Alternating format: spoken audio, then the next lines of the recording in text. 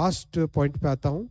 आपने सबने देखा है प्रधानमंत्री जी का एक बहुत बड़ा एक संकल्प है, सबका साथ सबका विकास। 50-60 साल तक जो हमारे देश के बॉर्डर विलेजेस होते थे, उन बॉर्डर विलेजेस को हम लास्ट विलेज बोलते थे। देश की बॉर्डर पे लास्ट विलेज है ऐसा बोलते थे। मोदी जी ने उसको देश का प्रथम गांव बनाया। कहा प्रधानमंत्री जी ने कि ये देश का प्रथम गांव है, this is the first village of our country. और इस तरह के करीब करीब 2000 विलेजेस को आइडेंटिफाई किया जो कि पूरे बॉर्डर पर स्थित है। इन सब के लिए एक प्रोग्राम बनाया, वाइब्रेंट विलेजेस प्रोग्राम। इसका फर्स्ट फेज जो था वो कुछ समय पहले चालू हुआ था, करीब 1.5 साल पहले।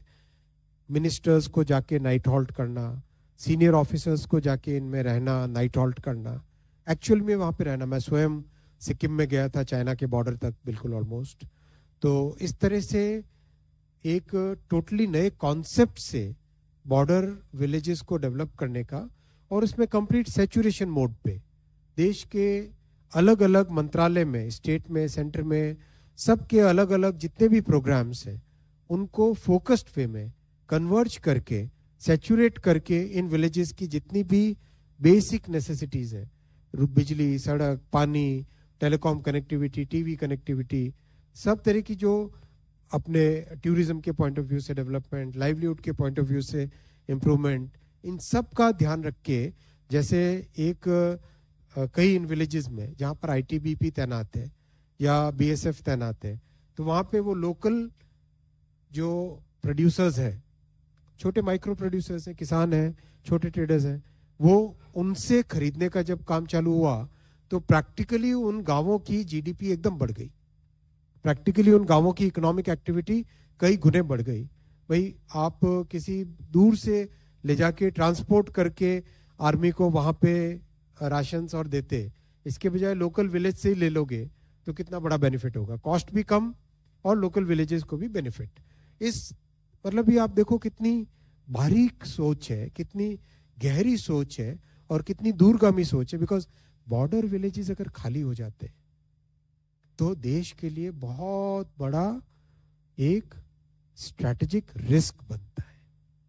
इसीलिए बॉर्डर विलेजेस को प्रॉस्परस रखना, उसमें इकोनॉमिक एक्टिविटी बढ़ाना, उनको लगातार हर तरीके से कनेक्टेड रखना, ये बहुत ही देश की एंटायर स्ट्रैटेजिक सिक्योरिटी के लिए बहुत ज़्यादा इम्पॉर्टेंट है।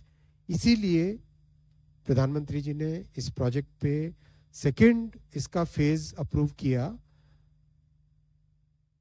जो कि ये इंडो चाइना बॉर्डर पे 2023 में फर्स्ट फेज हुआ था कवर, और आज सेकेंड फेज कवर हुआ, जिसमें 6,839 करोड़ रुपीस से और नए प्रोजेक्ट्स ऐड हुए।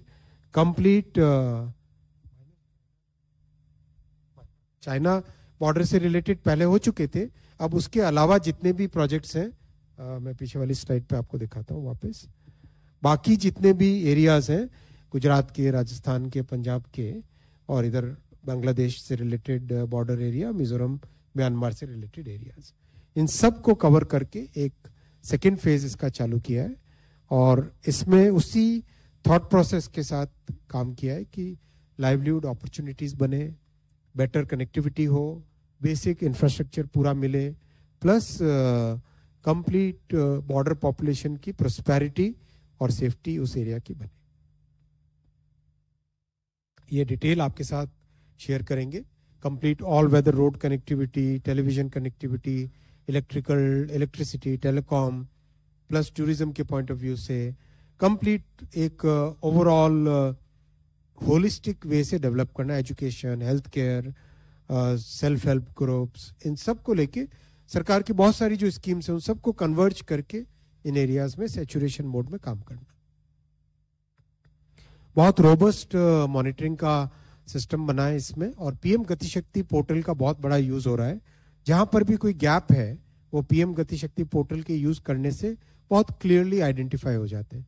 आपकी जानकारी में होगा there are almost 700 layers of data in the PM गति शक्ति मास्टर प्लान पोर्टल, और उसमें क्लियरली पता चल जाता है कहाँ पे क्या गैप है। अब तो दुनिया के और भी कई देश यूज करने लगे, उसका यूज करके इसमें करते हैं।